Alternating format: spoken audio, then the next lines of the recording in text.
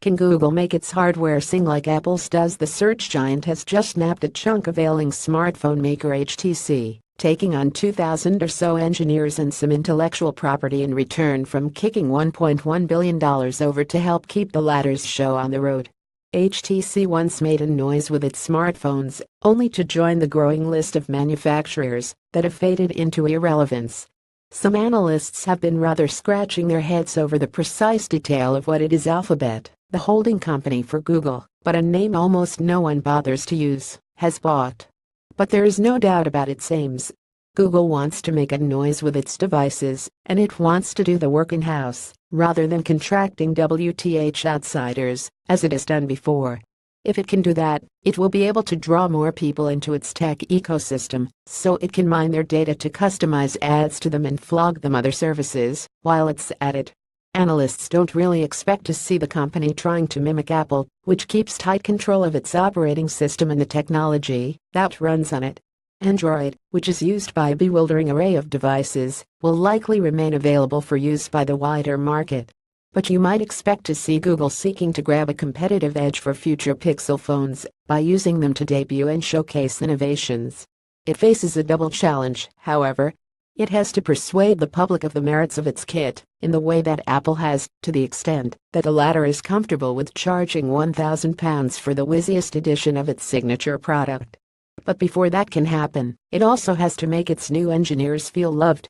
Richard Windsor, an analyst for Edison, has an interesting take on that. He points out that this is Google's fourth hardware transaction. The earlier ones included Motorola's smartphone business, which was then flipped to Chinese outfit Lenovo, less some patents Google wanted.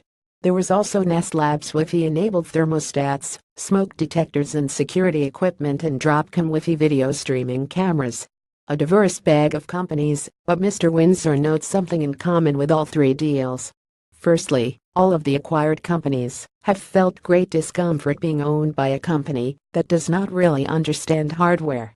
The result was infighting and a failure to use Google's strengths to increase market share of the products in question. Secondly, in each case the real beneficiaries of the transactions were the owners of the assets being sold, leaving Google shareholders worse off as a result.